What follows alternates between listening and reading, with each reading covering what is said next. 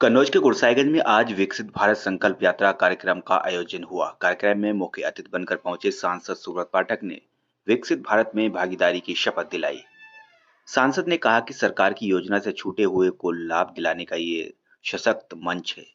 दरअसल आपको बता दें कि कन्नौज के गुरसाईगंज के नगर पालिका के रामलीला मैदान में आज विकसित भारत संकल्प यात्रा का आयोजन किया गया। पालिका प्रशासन ने कार्यक्रम का आयोजन किया।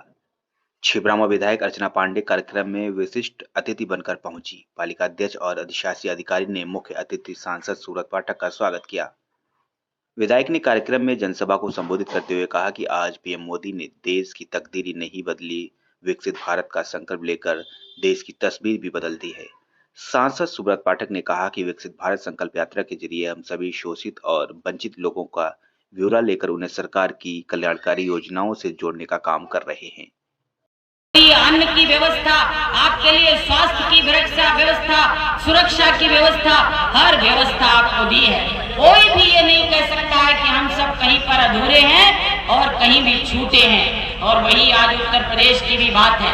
हम सब में से बहुत लोग, गुरसाईगंज में बहुत से लोग बाहर काम कर रहे हैं। ये दादा बैठे हैं, ये भी कहीं चेन्नई में, तिरुपति बालाजी में काम करते हैं। एक जमाना होगा जब ये वहां खड़े होकर कहते होंगे कि मैं उत्तर प्रदेश से आता हूं, तो लोग इनकी तरफ देखकर नजरें चुराते थे, क्योंकि उत्तर प्रदेश को गुंडों और मवालियों का प्रदेश माना जाता था। लेकिन आज हम सब अपना गर्व से सर उठाकर कहते हैं, हम उस उत्तर प्रदेश के वासी हैं जहाँ किसी माई के लाल की औकात नहीं, किसी बेटी की तरफ आंख उठाकर देख ले, किसी का अपहरण नहीं होता, किसी की चैन नहीं छूटती, किसी की जमीनें नहीं लूटी जाती और किसी गरीब का शोषण नहीं होता।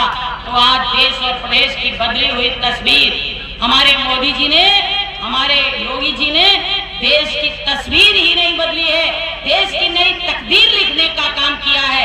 इसलिए आज हम सब मिलकर के आपसे यह अनुरोध करने शहरी इलाके में विकसित भारत यात्रा क्या संदेश दे रही है? देखो, ये विकसित भारत संकल्प यात्रा जिस प्रकार से प्रधानमंत्री नरेंद्र मोदी जी के सरकार में जो भी एक आम लोगों के लिए और खासकर गरीब शोषित वंचितों के लिए जो योजनाएं आई थी, उन योजनाओं का लाभ सबको मिला है।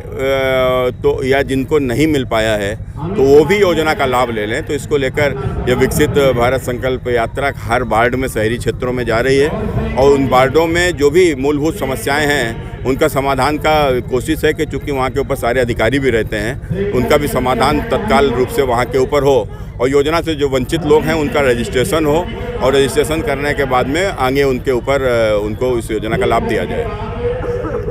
गठबंधन कहीं ना कहीं चुनाव की तैयारियों को लेकर लगातार बैठक कर रहा है और भाजपा सरकार विकसित यात्रा योजना निकाल रही है, क्या फर्क है? नहीं सुन नहीं पाए। तुम्हारा गठबंधन चुनाव को लेकर बैठक कर रहा है और भाजपा विकसित यात्रा निकाल रही है। देखो, गठबंधन के पास में ना तो कोई उनकी नियति है और ना ही उनके पास नेता है और ना ही उनका किसी भी प्रकार का कोई उनके पास रोड मैप है। वो तो केवल एक बात, मोदी हटाओ मोदी हटाओ मोदी हटाओ, और वो कारण सिर्फ यह है कि अकूत भ्रष्टाचार में डूबे या सारे लोग अपनी संपत्ति बचाने के लिए मोदी को हटाने की बात कर रहे हैं। लेकिन जनता सब समझ रही है, सब देख रही है। यूपी जोड़ो यात्रा निकल रही है तो कल अखिलेश जी का बयान आया कि यूपी जोड़ो यात्रा में तब साथ देंगे जब सीटों का बंटवारा हो जाएगा। तो यूपी का टूटा हुआ है क्या?